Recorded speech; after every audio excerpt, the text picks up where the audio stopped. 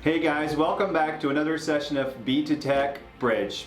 So in today's episode, we're going to talk about an important and scary subject, and that is ransomware. Yes, it is one of those subjects that does not seem to be going away anytime soon, and unfortunately, it just keeps getting worse and worse over time. So for those folks in the enterprise world, this is probably one of our worst nightmares. So in today's episode, we're going to talk about the top 5 things you can do to protect yourself and, of course, keep ransomware away from you. All right, first thing, planning.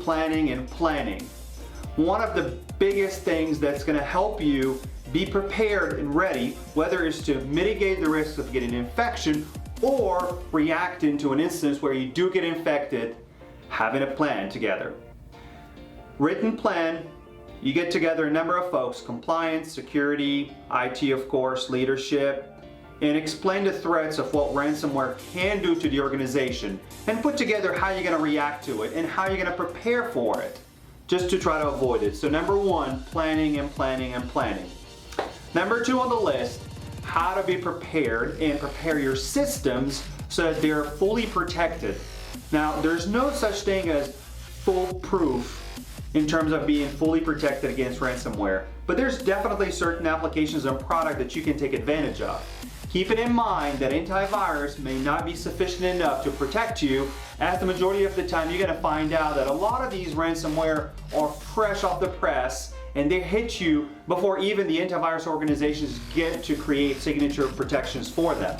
So always look out there in the marketplace, read blogs, take a look at what other security firms are doing and what tools are available out there that can help keep you protected and keeping things from coming into your environment. Another area is end user education. Now this is a critical one because some statistics have shown that over 93% of spam now comes with a payload that contains ransomware, and that is some really scary stuff. Now, of course, what can you do? You're gonna send an email out to everybody and say, please don't open your attachments and everything from people that you don't know. Well, guess what? The reality is a lot of the spam coming in right now is actually impersonating actual employees of organizations, sometimes even executives. So think about it. An employee gets an email from their boss. They look at it and they say, I gotta open this email, right? They open it up and they just receive an infection there.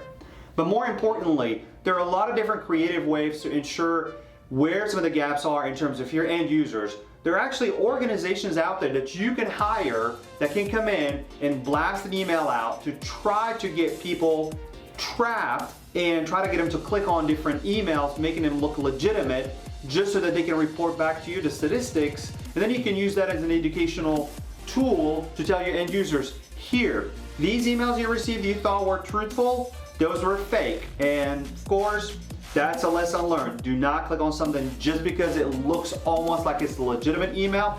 It probably is not. Another area is to always keep your systems up to date. Now, we're not only talking about workstations and servers. Of course, that's a given. You always want to keep those up to date. But we're talking about your firewalls, your switches, as a matter of fact, anything.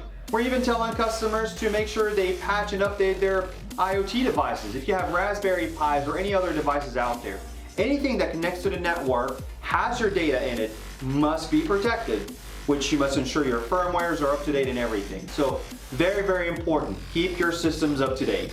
And the last and not least is, of course, backups. Now, when we're talking about backups, we're not simply talking about having your data protected in tapes or offsite storage by itself and you're good to go. You can always restore. The reality is you want to test not only your disaster recovery plan, but also business continuity planning. Because if you do get hit by some of these ransomware, as a matter of fact, some of the new strain, they can actually render your servers useless. They can encrypt not only the files on it, but the master boot file where your servers can't come up. You can turn them off, and when you turn them back on, nothing. So always important to ensure that your disaster recovery plan and business continuity plan are up to date, tested adequately, just in case you do get a serious infection, you can actually recover from that successfully. And of course, for the safety of the company and the long term, this is something you absolutely want to take seriously. Thank you for watching our session and episode on ransomware. Stay protected, be safe, and thank you.